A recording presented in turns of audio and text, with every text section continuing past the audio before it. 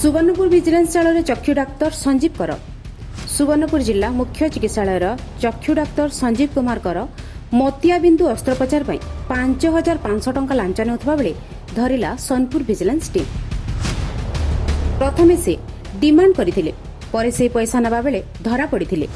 आउ थरे कहि रखुछु कि सुवर्णपुर जिला मुख्य चिकित्सालय चक्षु डाक्तर संजीव कर विजिलेंस जाल बीरमहाराजपुर ब्लॉक जालोई गाँव लक्ष्मण त्रिपाठी आखि ऑपरेशन पर डाक्तरखाना आसीथिबा बेले संपृक्त डाक्तर पैसा डिमांड करथिले। तेबे परे से विजिलेंस विभाग द्वारस्थ होइथिले।